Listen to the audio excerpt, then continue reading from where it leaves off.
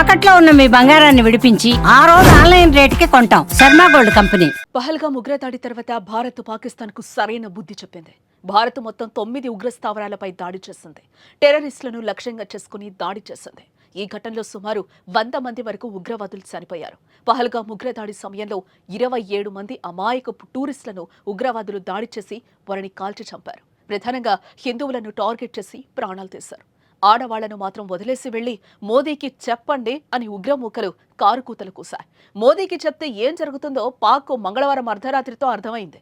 రాత్రంతా నిద్రపోకుండా ఉగ్రమూకలను నిద్రలోనే లేపేశారు. ఆపరేషన్ సింధూర్ను ప్రధానమంత్రి నరేంద్ర మోదీ ప్రత్యక్షంగా పర్యవేక్షించారు.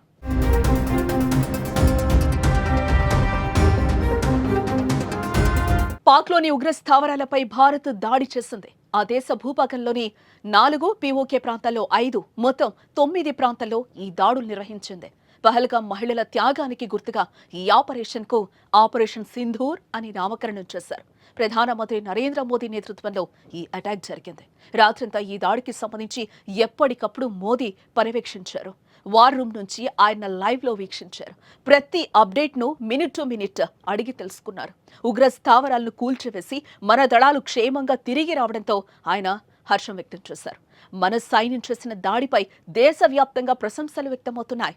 మోదీకి చెప్పు అన్నారుగా, మోదీకి చెప్తే దెబ్బ ఇలాగే ఉంటుందని సినీ, క్రీడా, రాజకీయ, సామాన్య ప్రజలు కామెంట్స్ చేస్తున్నారు. పాక్కు తగిన శాస్తి జరిగిందని పోస్టులు పెడుతున్నారు.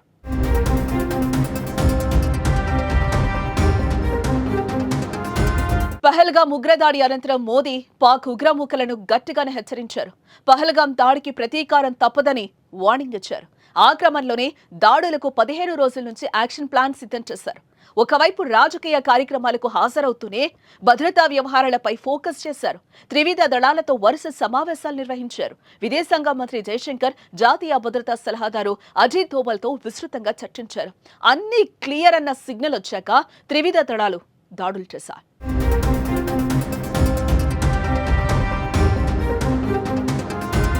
ఉగ్రవాద శిబిరాలపై దాడులను భారత ఉన్నతాధికారులు ప్రపంచ దేశాలకు వివరించారు.